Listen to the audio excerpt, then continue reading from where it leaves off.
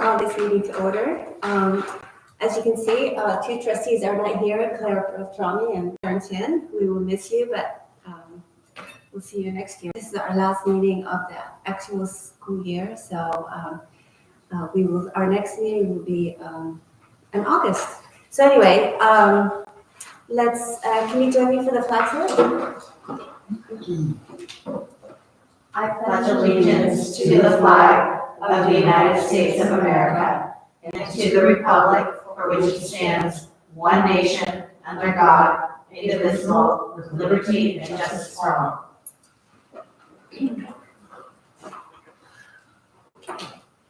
This meeting is being televised and recorded for the transcription of the minutes. At this time, speakers wishing to address the board this evening should turn in the completed speaker card to the board secretary. Action taken in closed session. Trustee Warpo? There was no action taken in closed session. Great. I need an approval of the agenda. I only got two of you. Second. All in favor, say aye. Aye. All opposed? Okay. Motion carries. Speakers wishing to address the board on items on the agenda may complete the speaker's card and submit them to the board secretary. Speakers addressing the specific item on the agenda will have the opportunity to address the board at the time of the agenda item in the meeting. If you are addressing the board on non-agenda item, please be aware of the provisions of the Brown Act prohibit the board from acting or discussing such matters at this meeting. Public comments are limited to 3 minutes per person per topic and 20 minutes per agenda. MEA, MEF, CSEA, I know you guys are not here, but you're watching at home. Members of the community. Okay. All right. Next, trustee communications comments. If you have anything to share. You know, I do have one thing. Okay. I was at my grandson's 8th grade promotion in San Carlos last week, and I ran into CBO Crane. Yeah. And former CBO Crane, sorry, Mary. Former CBO Crane. And so he just wanted me to tell all of you hi. He did a fabulous job. He was in the front row, and he took the most fantastic pictures of my grandson. So I didn't have to fight the crowds at all. And send them to me. So anyway, I just wanted to let you all know that. That's right. He misses us very much, doesn't he? He's still CBO, just not CBO here. Yeah. He's actually officially CFO, but yes, okay. Yeah, I think he has a different role, right? Yeah. Yeah. CFO. Yeah. Well, the only thing I have is the lines are having an installation next week. Oh, I was going to say, you have big news. He's a grandpa. Yes. Yeah, you talk about that. I didn't want to steal your thunder.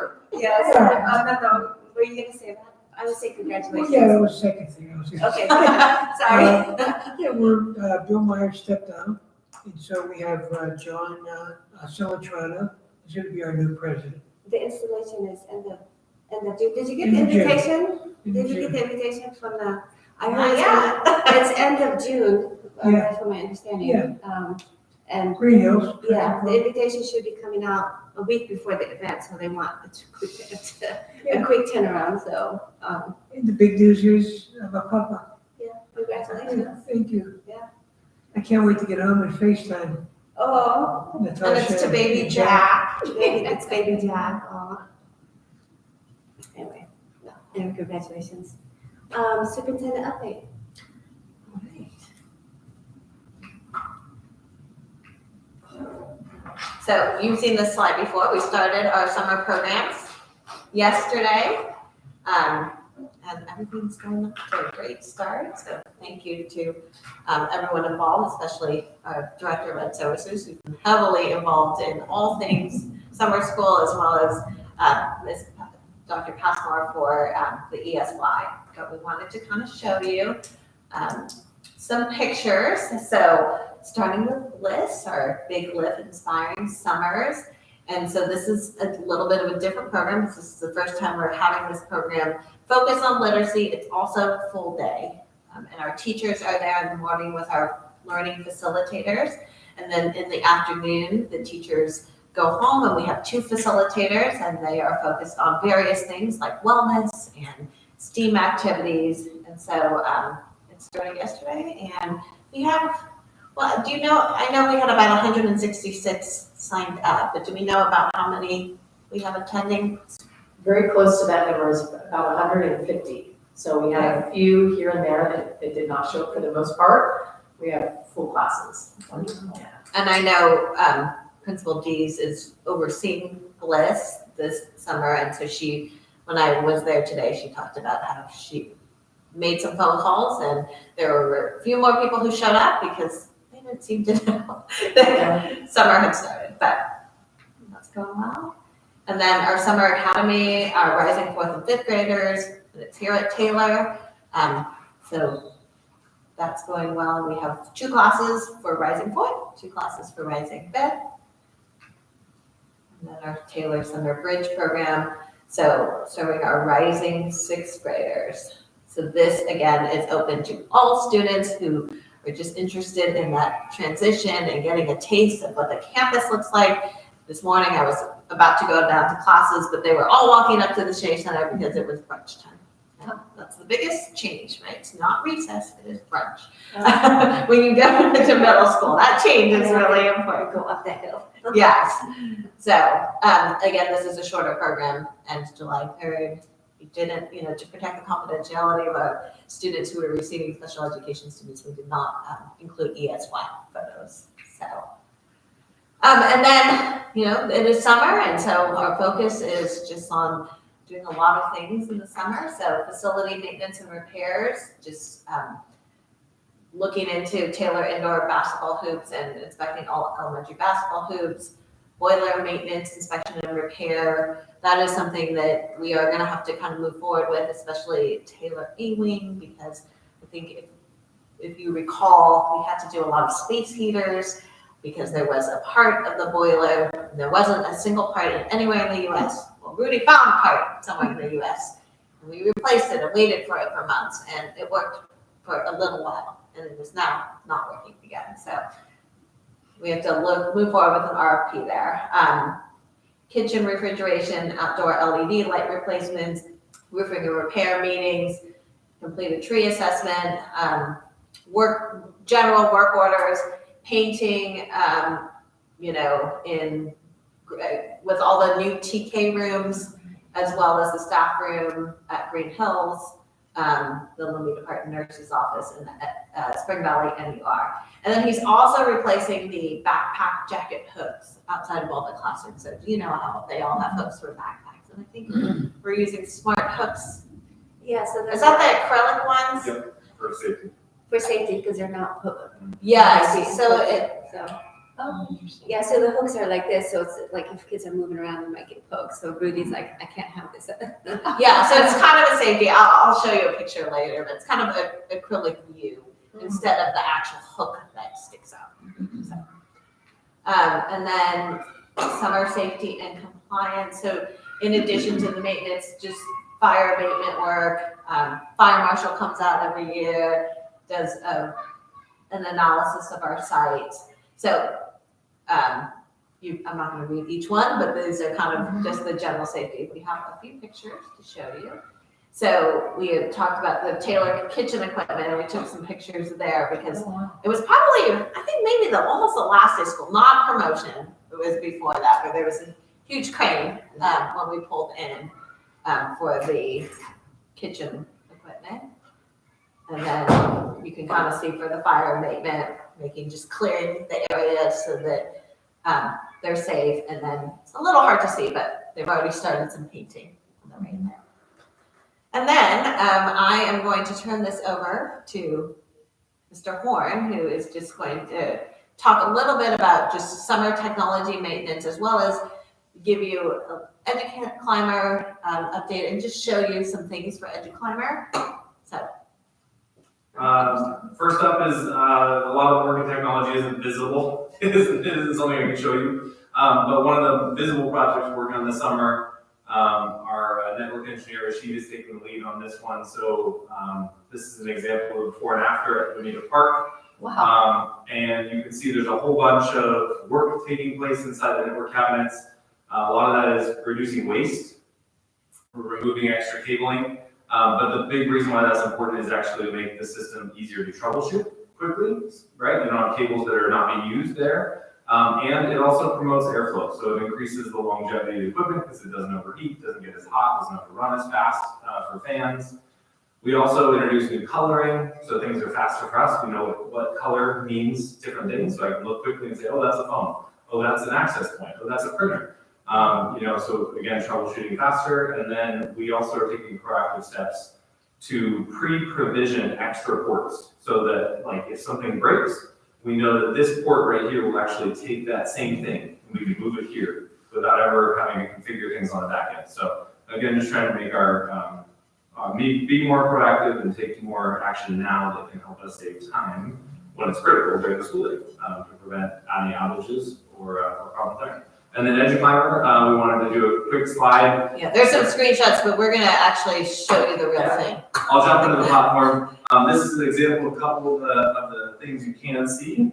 And then I'll jump over here really fast too. Because I feel like sometimes seeing it live is actually way more effective. So this is EduClimber secured behind our Google single sign-on, so that is double factor or two-factor authenticated. And then when you sign in, you're presented with an option. There's a couple things you can do from here in terms of like tracking service to students, but I just want to go through what a student profile looks like. So if we grab the student profile, we would see on the screen an example of a student, and we would see right there with them loaded in things that are involving the student. So an incident might have occurred this year. This did occur this year with the student. We'd see some assessment scores. So these are CAST scores, as well as language arts report card scores, and STAR reading scores. So kind of everything ELA related all in one easy, fast place for a staff member to review, whether that's maybe a reading specialist that might be working with a student, and maybe that's a principal or a teacher. You can look at math scores, and then you can dive in a little deeper. So you can say, okay, I can see that in this particular example, this standard was not met for math. Let's see the history of what has happened in the past. So let me go back a couple of years and look at the green line, which is this particular student. Let me look at the blue line, which is their district average. And maybe I can start building some trends off of that. You also could easily say, okay, I saw that CAST, let me see how STAR relates to that.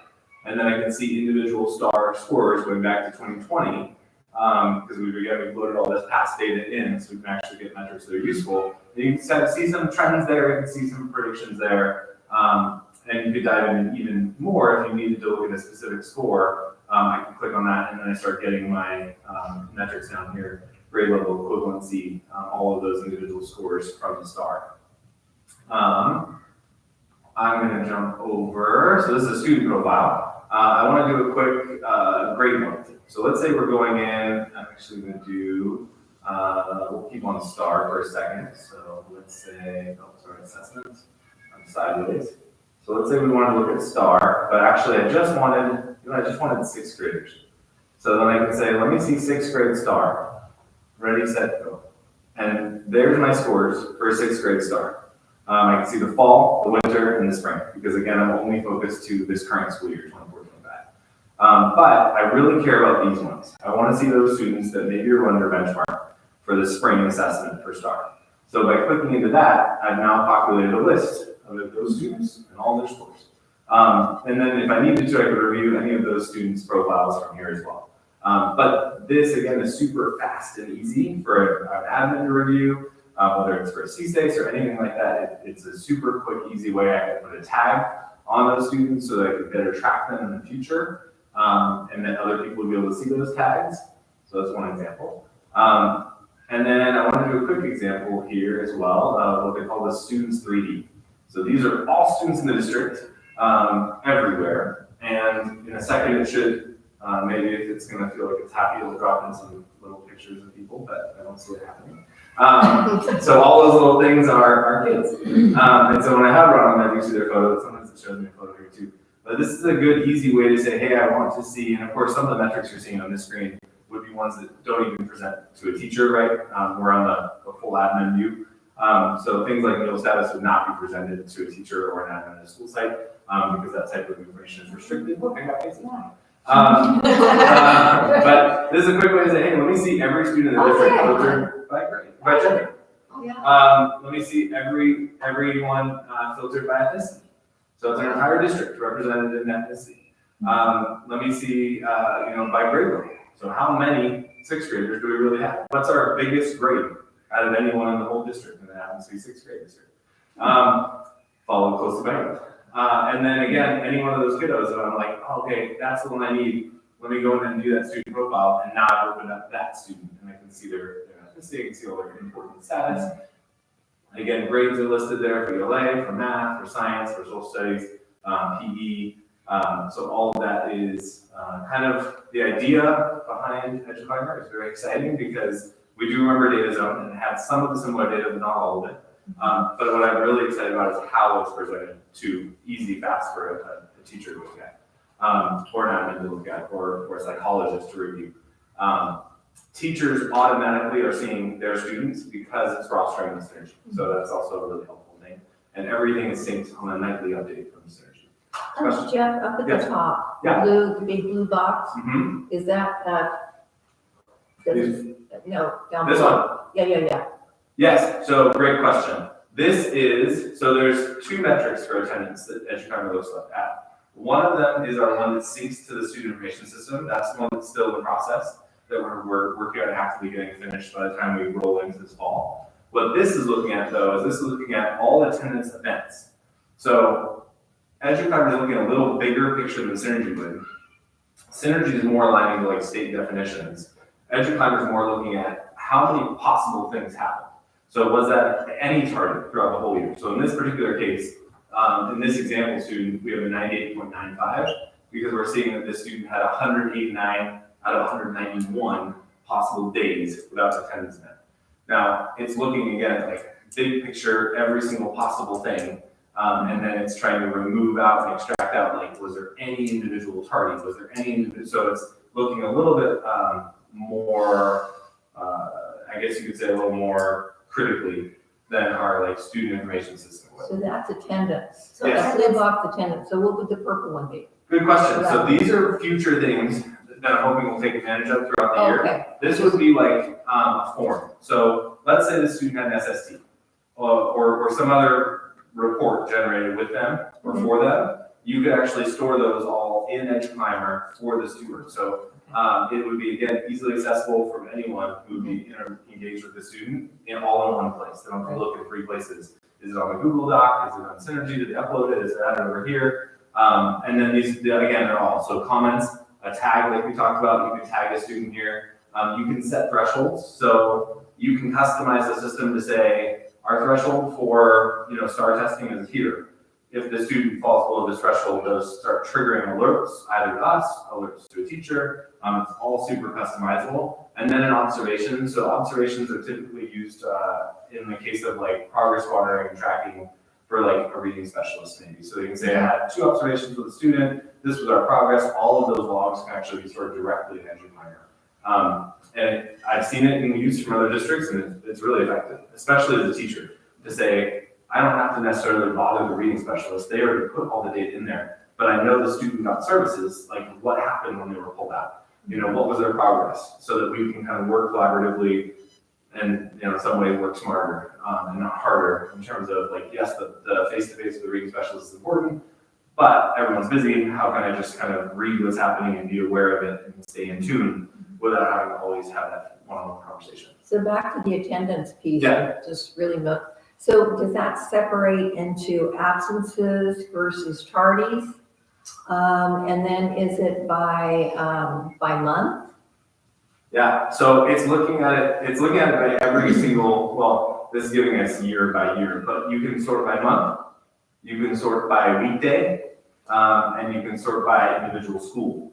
So Okay. this So is student that- only attended one school this year, but you could see for this particular student, their attendance was the least effective in this case in December, and it was least effective on Fridays. And so you can kind of look at building overall trends there around, but you can also, I'm excited to see when we get more data in there, which we do have some in there, but this could help inform a school calendar. like maybe we should add a minimum day this day because we see that there's a huge number that's affecting radiating on this day.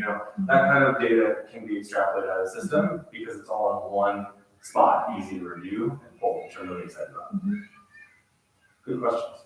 So speaking of that, because I know we're looking at getting kids in the classroom, absenteeism is a huge problem, right? Yeah.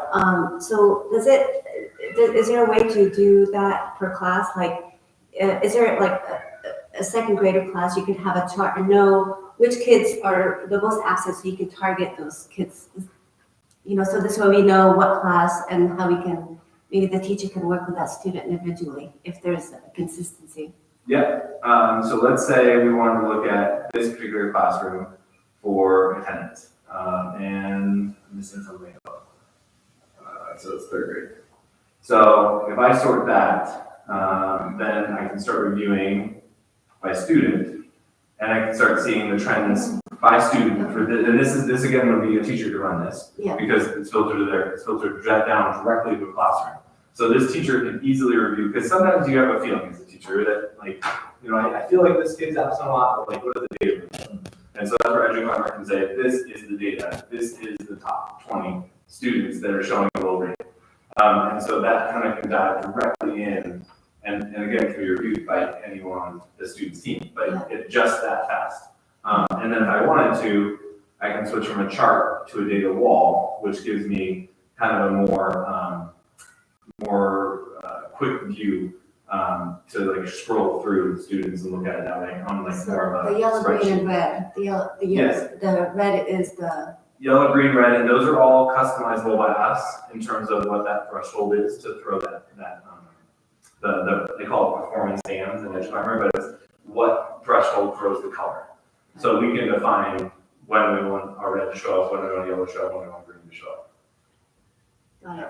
Yeah, Because that would be a great tool for us to kind of to be more specific, right? Mhm. Instead of sometimes we it's up to the secretary and the principal to send a letter of your student's been absent for 10%, because you get that in high school as well, right? And so I'm just wondering if through that a teacher can look at the those numbers and maybe have getting them the conversation with the teacher and the parent and the student is a little bit more effective, I should say, right?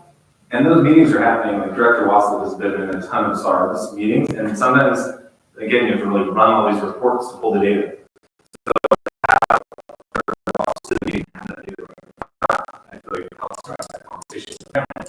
And then when there is a question, you're like, oh, I want to see right here. Here it is. So again, I'm really excited. I know that for Taylor admin, like their first comment was, I'm going to always have this open in front of me before I get on the phone with the parent for a parent phone call. Like, I never know where the conversation is going to go, but having all that data right in front of me when I make that phone call is going to be so helpful. And I was like, that's very true. Like, absolutely. I didn't even think about recommending that, but they're like, of course.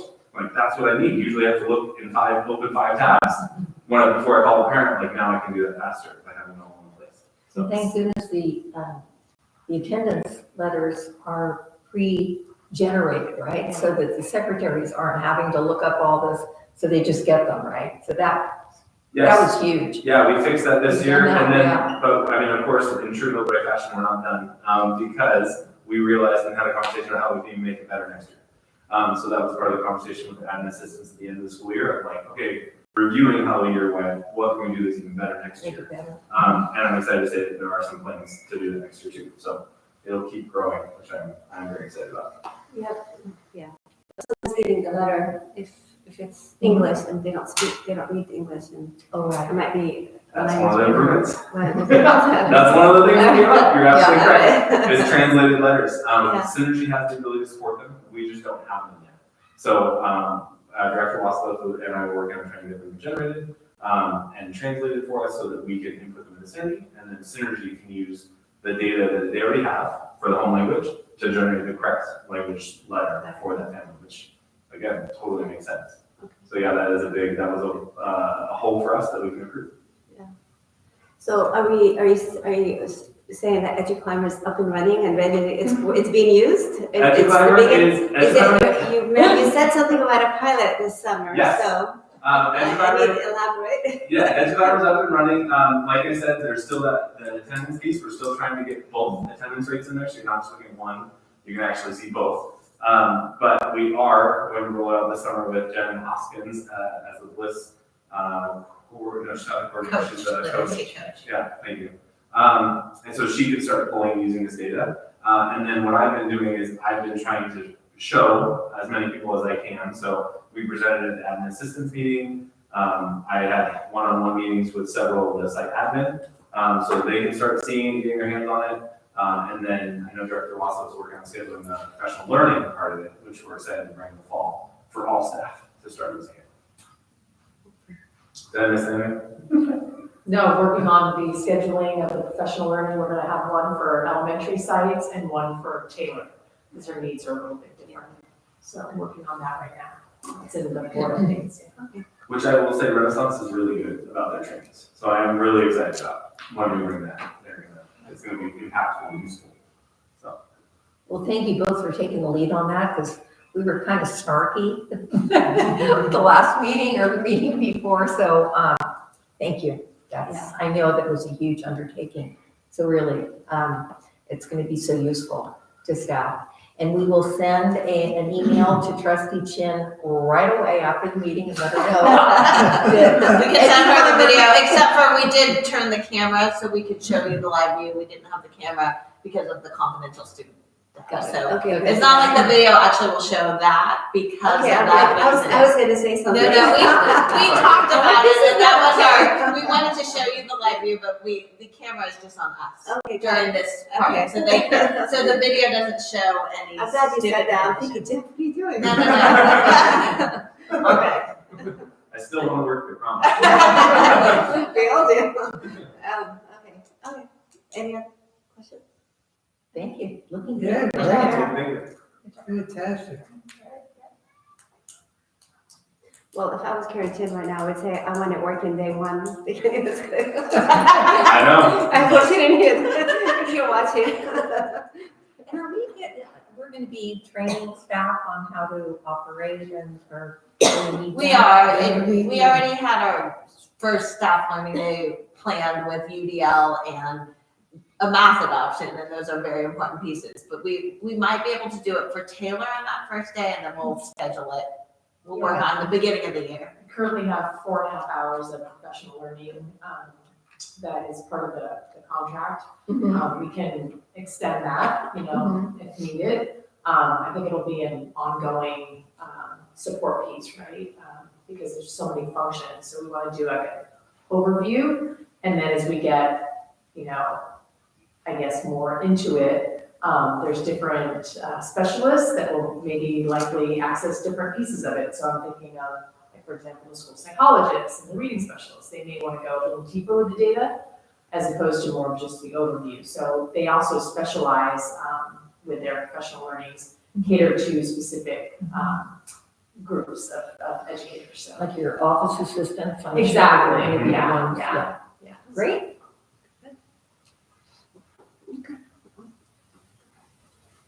Lisa, are you done? I'm done, sorry. Okay. Yes, I think we're all ready to move to consent. Okay, awesome. All right. All right, guys, I need approval to consent the agenda. Motion to approve. Second. All in favor, say aye. Okay. I get the next one. You got it. We can alternate. How about this?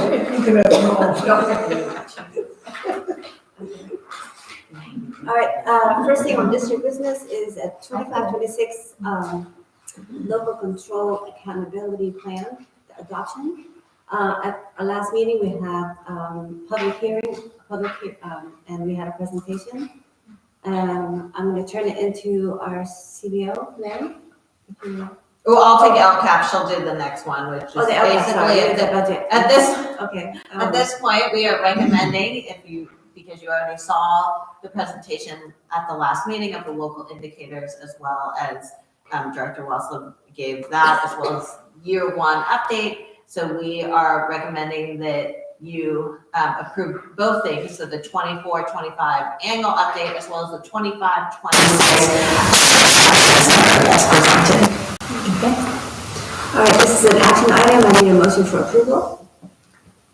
Move to approve? Second? Any questions or discussion? No? Okay. All in favor, say aye. Aye. All opposed, say no. Motion carries. All right, next is the 25-26 budget adoption. And so, again, we had a public hearing last meeting, and we had a presentation. CBO, Mary, do you have Yes, anything to add? we presented the presentation, yes, and we have the public hearing last time, and it's recommended that the Board of Trustees approve the 25-26 budget as presented. This is the action item. I need we need a motion for approval. Who's gonna, who's it? Move to approve? Second. Okay. Any additional questions, discussions you'd like to have on the budget? No? All right, all in favor say aye. Aye. All opposed say no. Motion carries. All right. Approval of administrative assistant educational service job description. Our HR director. I'll go ahead and take this, but this is just, I think we have chatted about this before, but a position to support educational services. It's a large department that handles all of our instruction, and so we worked with CSCA through the negotiation process to have them approve the job description, and so we are now just bringing it to the board this evening to approve this job description, which will begin July 1st, 2025. Okay, another action item. Here. Move to approve. Second? Any additional questions? Just want to say, after reading this job description, it is very, very complete. And so I'm happy that we're going to be able to provide that service to Educational Services Department. It's much needed. Okay. All in favor say aye. Aye. All opposed say no. Okay, motion carries. Yeah. All right, approval of child nutrition services account and compliance special job description. Another job description. CBS Yes, will CBS. take. Okay. I'll take on this one. This is an upgrade from an existing position Mhm. that was like a 0.375 FTE. Or in other words, 4 days, and each day was only 3 hours job. And now we upgraded to 4 hours per day and 5 days a week. And it's still not 1.0 FTE, right? And then we obviously we work together from HR, CBO, and a director of nutrition, working probably over a month, if not 2 months, to put together compliance pieces, secretarial portion, and support for child nutrition services. And so it is recommended that the board approve this revised job description as presented. Is that enough additional minutes from the job description? Is that the only difference? Is adding just more minutes? At hours, right? Before it's only 15 hours a week. Now we 20. So it says add 5 hours a week. Yeah. But we added the job description 3 times longer. Sorry. So you added more hours and gave her more jobs to do. Huh? We made it more accurate. You made it more accurate. Right. Okay. Relevant. Now Relevant. she can slow down. Okay, this is a action item. I need a motion for approval. Motion to approve? Second. Any questions? All in favor say aye. All opposed say no. Motion carries. All right.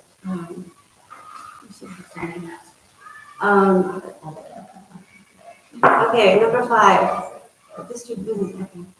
Approval of instructional continuity plan. Because, Superintendent? so, because we need to keep adding acronyms, there's a new acronym called ICP, Instructional Continuity Plans. This is part of our safety plans, and so really what it allows us to do is in case of a natural disaster where we have to potentially shut down schools, what is our plan to continue instruction after, just say we are closed for more than 5 days? It just kind of outlines details of how we would notify parents, how we would potentially move instruction to online options. So this is an instructional continuity plan that hopefully we don't actually have to enact. We do need to approve this prior to June 30th because starting next year, we would actually need an ICP if we ever wanted to do approval for a J13A waiver. I don't know if you remember last year when Meadows lost power, and we kind of shut down school there. That's an example of the time we applied for a waiver. But without this new ICP, we can't apply for these waivers. Oh, so we wouldn't have to go through what we went through the last time. Well, you would still have to do it, but it's now a requirement that you have a board-approved ICP, and without that, you couldn't even apply. You couldn't even apply for the waiver. But it's also really the idea that if we ever have to shut down school for multiple days, how are we going to continue instruction? So, but this is the same scenario like when we did the COVID, right? The Senate Bill 153, when was this passed? Is it?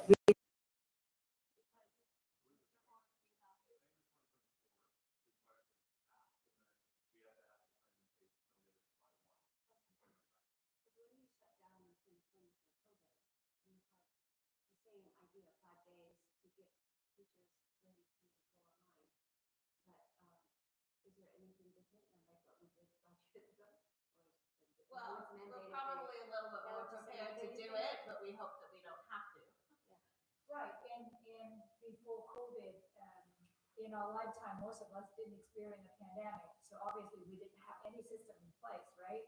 It seemed like most school districts would just shut down for a week or two to figure things out while everybody logged in or whatever, the admin, and still, at that point, no Zoom, Yeah. right? So we still on each other, phone call, 3 ways, 4 ways, whatever it is, right? And try to figure like what next and, things like that. Yeah. But because we lived through a pandemic, so this now put in place. Yeah. And so making sure the district thought through what to do, what if something happened, and not even just the pandemic, let's say power outage or fire or something. Yeah. Then you have earthquake, yeah. Right, major We're talking earthquake, about, then, things like that. Well, let's say, major earthquake may be a larger area too, but let's say like fire just happened here only. Yeah. Then we have contingency plan to move a kid to a neighboring district or something like that. Yeah. That they expect something like that to happen. So we are recommending that the Board of Trustees approve the ICPs for each school site as presented. Okay, motion to Move approve. to approve. Second? Any additional questions? No?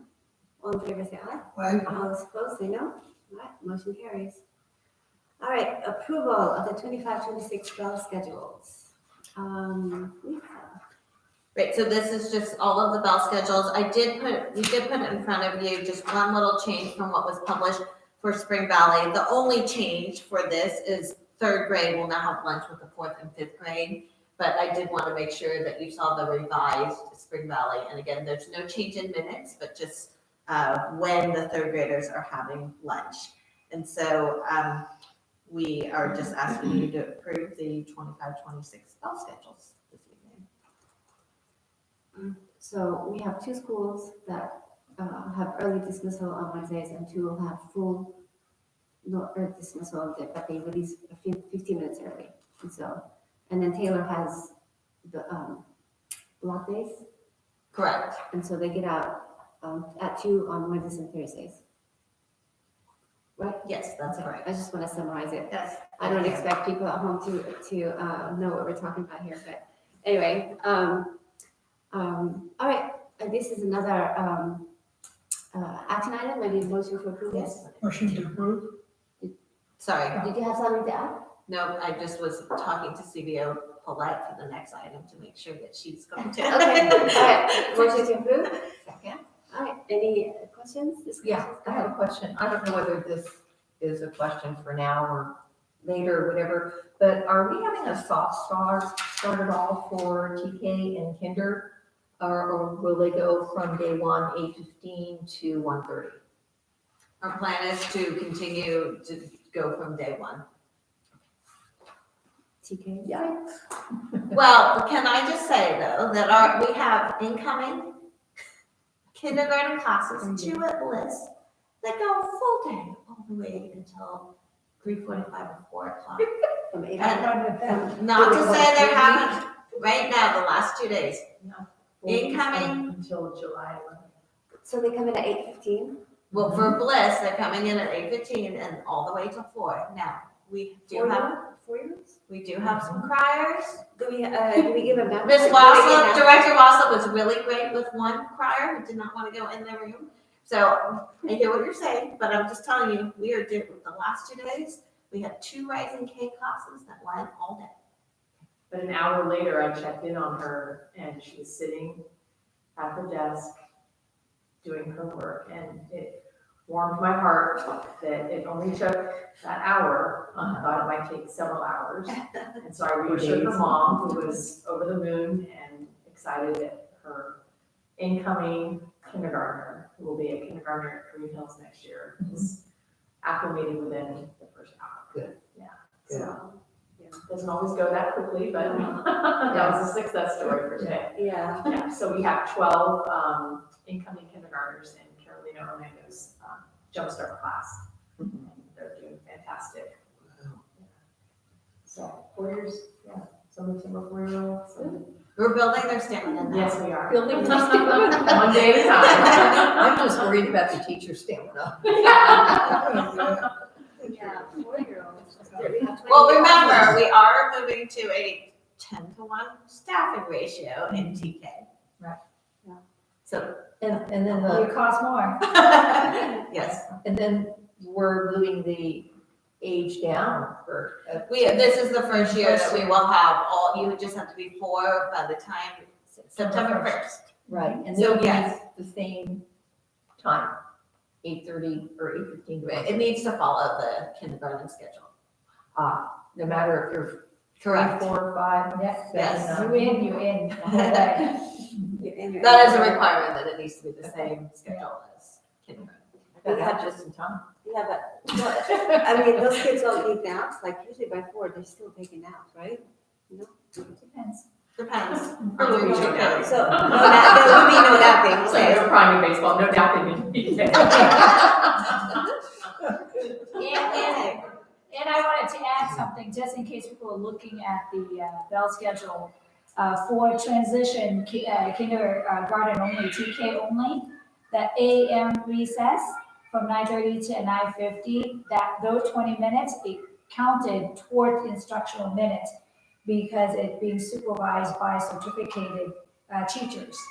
So it's almost like a supervision brunch, right? So because the teacher is supervising, and therefore that consider a built-in social, emotional teaching, learning kind of environment. So that 20 minutes, it count toward instructional minutes.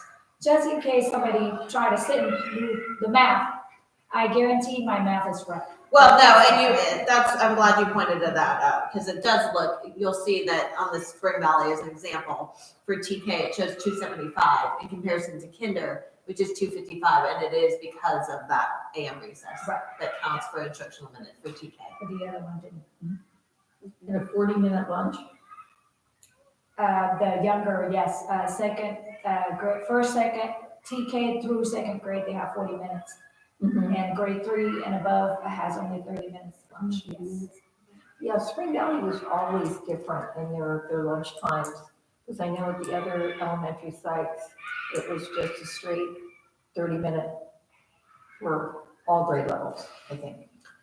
Yeah, it also is just that there's a need for longer instructional minutes for 4th and 5th too, so that's part of the reason why. Well, they just eliminated, I think they eliminated the afternoon recess for 4th and 5th, is what they did.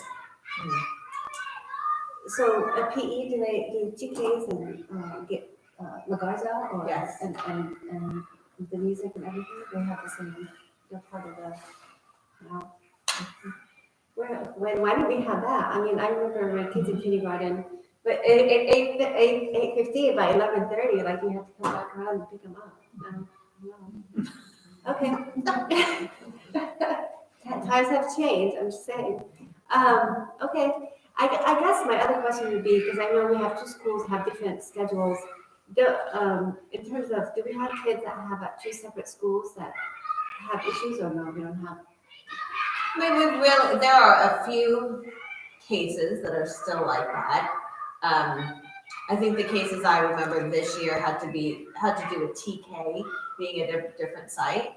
Yeah. But for the most part, we've really taken a look, and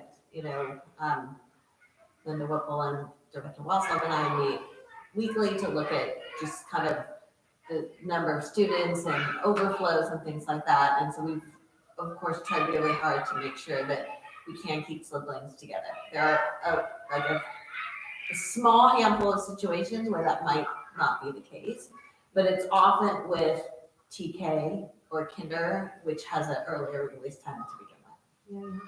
Oh, I guess now looking at it, I mean, we're having a discussion just for the heck of it. I would like to, I mean, I'm curious to know if the pros and cons of, I remember just Wednesday being a release day, and now there's two schools that just release at 2:15, and there's no early dismissal. I just like to get some more information background as to the pros and cons of doing it either way. I know as a parent, having the consistency being released at 2:15 in the early days might be a plus, because I guarantee you how many parents forgot to pick up their kids on Wednesdays because, you forget it's Wednesday. But I'm just saying, is there like pros and cons that you might not have the answers now? But just Well, I think we have discussed this and brought it up in negotiations. I think one of the cons that is challenging is when we try to plan for professional development with two different start times. If we started at 1:45, two schools could be there, two schools wouldn't be able to be there because they still have instruction time. And so that has certainly made it challenging. We're a small district. We don't really have the funds to offer the professional development twice. We have worked around it. The hard part is in negotiations, we do have two schools who do really like the consistency of not having the early release and the 2:15. So there have been discussions. I don't know if Director Wellslove, you want to add anything else? Yeah, it's been a little bit challenging, but like Superintendent Hickey said, we worked around it. We will typically start later, which just means we end later, which doesn't always appease everybody. And we have been able to provide recordings of some of the professional learning and share out the recordings for those that maybe couldn't make it. But again, we do try to find a common time that works for everybody. And like Superintendent Hickey said, we don't have the funds to offer it, and nor do some of our partners have the ability to provide it that many times, because we also have to account for Taylor, right? A lot of times, like for example, with IXL, we had to offer it virtually, but we, tried to find a time that everybody could be on, because sometimes watching a recording of a professional learning doesn't give you that same the same impact or the same learning, if you will. So that has been a little bit of a challenge. But we've found solutions to support everybody in their learning. I mean, I can see the pros and cons, because if I was, getting out at 1:15 and I'm waiting around an hour for the other staff members. So I don't know. I mean, I would love to get a survey and see where this majority of the staff would feel, and maybe make it one, just for the consistency, because, when you do Wednesday release, it's supposed to be about collaboration, right? It's about collaborating, teachers, teams getting together and working. But now when we have teachers are getting out at 1:15 and have the opportunity for collaboration or professional development, the other ones don't. And so that's just something for us to discuss and think about, because again, consistency across the board, because if some teachers are able to get to those PDs and some are not, it actually affects the students, right? So anyway, it's just a discussion I would love to have and get some more answers about it, maybe for next year. I agree, and I think it is something we have been aware of and have brought it up in discussion. probably not the most ideal, but at this point, with it being kind of mid-June and for next year, I think probably it makes sense to move forward with it next year, but start that discussion. And like I said, we have started the negotiations, haven't gotten that far with it, but that's kind of where I think more discussion earlier next year involving the teachers is something we can do. I just have one more question regarding the 1:30 dismissal for TK and kinder, and then the rest of the schools, it's 2:15 or whatever. So the groupings, the after-school groupings for support for kinders, I don't know that we did it for TK students, but will that start at a certain time during the year? Will that start in October? Yeah, I think that you bring up a good point, Trustee Ferrario, and I think we need to, have some expectations amongst elementary principals that they're saying, because we did find this year that there were some inconsistencies from site to site, and we definitely want that consistent. I think it's also probably not a bad idea to think about bringing that into negotiations and having that just spelled out so it's clear in contract language. Now, in terms of Taylor and PDs on Wednesdays, how does that work? Do they have their own PD days? Because they do get out there, or 2 o'clock? No, Wednesday they get out at 2, so that's not. Well, it's a combination of PLC work. They still have a structure to meet in their PLCs once a week. They occasionally will bring in PD, but I will say that middle school is typically different. And so often it isn't uncommon for us to be scheduling a PD specifically for middle school. And so there are a couple times, but I think it's a bigger issue is elementary PD overall having the 2 separate times than Taylor. Would you agree? Yeah, I'm thinking of, currently, it's a timely topic because I'm working on a professional learning calendar and scheduling out for the 25-26 school year. I was just looking at it today with respect to UDL, and we're doing UDL across the district. And so, again, given the ongoing support that's going to be provided, we'll have to calendar that in advance to make sure we're allowing for the varied dismissal times, and perhaps we can find a time that suits Taylor as well as our elementaries, because we are going to be working collaboratively, and I'd like to look at that vertical alignment, right, across standards in our classrooms from TK all the way up to 8th grade. So it gives us an opportunity, since we're doing the same thing, right? We're all doing UDL. So Anyway, again, it would be great to have discussions and more kind of pick the brains of teachers and see how we can work and make it more consistent across the board.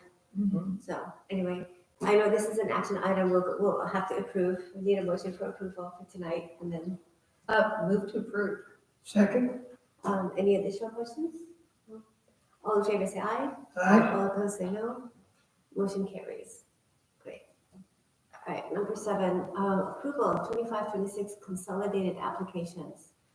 Yes. That's okay. Go ahead, Celia. Go Go ahead. So the purpose of this 25-26 consolidated application, we as a district intends it to apply for categorical funds, Title I, Part AA, and Title II, Title III, to support instructional programs and students in Title I. Because of that, we have to get your approval so that we can apply for this funding. And it's recommended that the Board of Trustees approve the 2025-26 consolidated application as presented. This is we do yearly, correct? We do it yearly. Last year, we brought it to you in October, but it was a little late, and we're trying to fix the timeline to bring it to you before the next school year. I think it really kind of focuses on students, allows us to provide more support for students who are homeless. All right, this is another action item. I need a motion for approval. Motion to approve? Second. All right, any other questions? No. All in favor say aye. Aye. All opposed say no. The motion carries. All right, last action item on the agenda for tonight. Yep. The most important one. I'm sure Rudy's watching. approval of Brightview Tree Care Services. Mary? Yes, we do need general tree maintenance, at all 6 school sites, including Glen Oaks. And so we have attached, supporting documents for all 6 school sites. And it is recommended, that, the board of trustees approve the proposal, so we can move forward. Can I clarify that this is not currently involved the eucalyptus and not Green Hills? It is something we still need to address, and we will address it in a separate item. In fact, Rudy, CBO, Paulette, myself met Tom Williams at Green Hills this afternoon, just to talk a little bit about how we would move forward. We do all kind of agree that the eucalyptus trees are a safety issue. I think the city of Millbrae is willing to work with us in terms of replanting. But I do want to clarify, because I know in the last time we talked about it, we were talking about those items, and what we're bringing to you today is general tree maintenance, not to include eucalyptus trees in front of Green Hills. And those are the ones that we also included, some trees that need to be taken down, right? The ones that, for safety? For eucalyptus? No, this is just maintenance, and there's some Correct. where They did the an recommendations assessment. to take assessment to take them down, it's safe, they're not safe, right?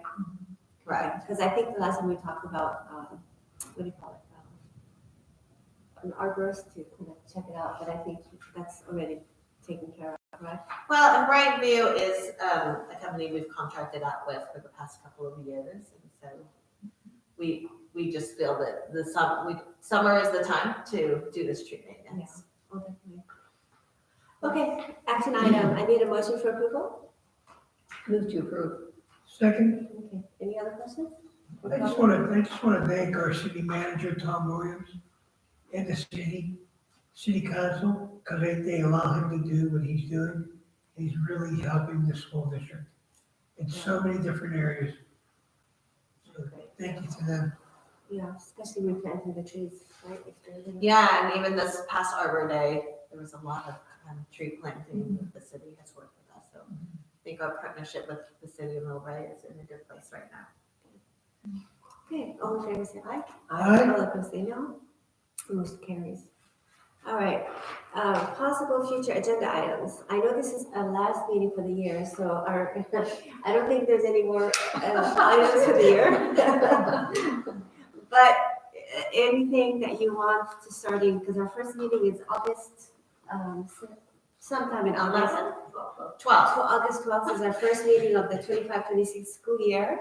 So if there's anything that I think we got to do a little bit better this year, because we don't want to wait till like the last 2 months and say we want all these presentations. We were pretty heavily Yes. agendized the last few meetings. Yeah, it would be great that we could have, actually, just a heads up, I'm sure, department updates, school spotlights, and I'm sure those are just should be like, based on the timing of the year and stuff, and just, I think those are just basic things that we'll ask for. Anything in between, I don't know. Anyway, And maybe when we get together in August, you can give us kind of like a spreadsheet on what Yeah, kinds of we things can are- kind of draft a calendar of some of the meetings putting out for the whole year, Exactly. at least.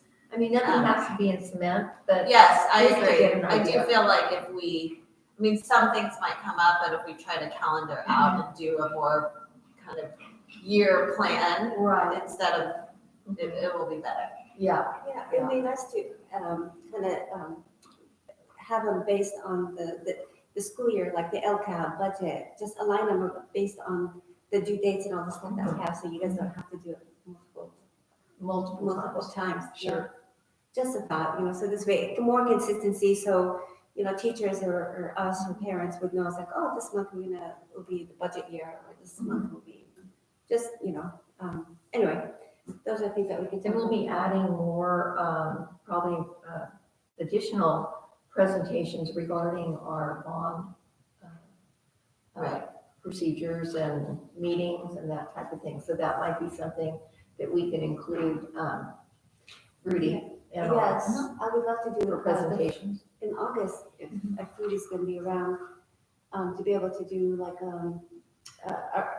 where we are in terms of architects, project managers, because I know we interviewed, and so it'd be nice to kind of get an update Yes, of where we are in terms of Lita Park, so. and I can give you an update that we did interview 2 rounds and we just didn't feel that hiring internally we didn't find a qualified applicant. So we are looking at going forward with an RFP for a bond manager. So those are some summer plans we have in process, and so we will be glad to update you in August in terms of where we are. Perfect, yeah. Okay. All right, anything else? All right, meeting is adjourned. Our last meeting, and then we'll see you. Hope you guys, everybody has a time to take time and take a break and enjoy family, kids, or something. Anyway, we'll see you all in August. Meeting adjourned. Good meeting.